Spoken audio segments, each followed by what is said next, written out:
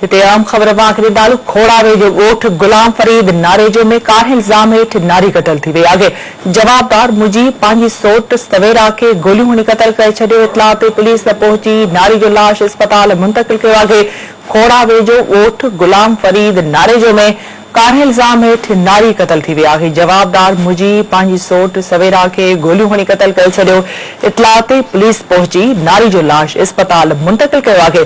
खोड़ावे जो ॻोठ फरीद नारेजो में काहे इल्ज़ाम हेठ नारी कतल थी वई आहे। अफ़सोसनाक ख़बर खां नाज़रीन अव्हांखे आगाही ॾियूं पिया त खोड़ावे जो ॻोठ गुलाम फरीद नारेजो में काहे इल्ज़ाम हेठ नारी कतल थी वई आहे। जवाबदार मुजीब पंहिंजी सोट सवेरा खे गोलियूं हणी कतल करे छॾियो। इतला ते पुलिस पहुची नारी जो लाश ज़रूरी कार्रवाई लाइ अस्पताल मुंतकिल कयो आहे। अहम ख़बर खां अव्हांखे आगाही ॾियूं पिया।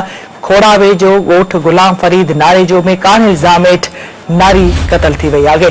खोड़ावे जो ॻोठ गुलाम फरीद नारेजो में काहे इल्ज़ाम हेठ नारी कतल थी वई आहे। जवाबदार मुजीब पंहिंजी सोट सवेरा खे गोलियूं हणी कतल करे छॾियो।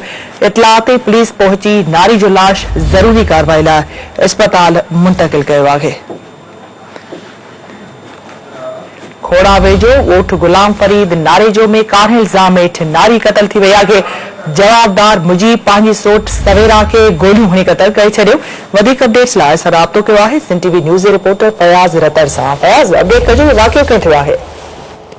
जी बिल्कुल फराज़, मां ॿुधाईंदो हलां त खोड़ावे जो 7 करोड़ जी हद आहे जिते गुलाम फरीद नारेजो में मुबैना कार ऐं इल्ज़ाम हेठि सोट जेको आहे मुजीब नारेजो नौजवान नारी सवेरा धी ज़ाहिर खे जेको आहे गोलियूं हणी क़तल करे छॾियो आहे। इतला जेको आहे पुलिस वाक़े वारे हंधि पहुची जेको आहे मक़तूला नारी जो लाश जेको आहे जिम्स अस्पताल मुंतकिल करे छॾियो आहे। जॾहिं ज़रूरी कार्रवाई जेको आहे लाश घर पहुचण ते घर में कोरा मची वियो आहे। जॾहिं पुलिस मूजिबि ॿुधाए थो वञे त कारे इल्ज़ाम जेको आहे नारी क़तल थी वई आहे। जी ठीकु आहे फयाज़, अपडेट करण लाइ वॾी महिरबानी।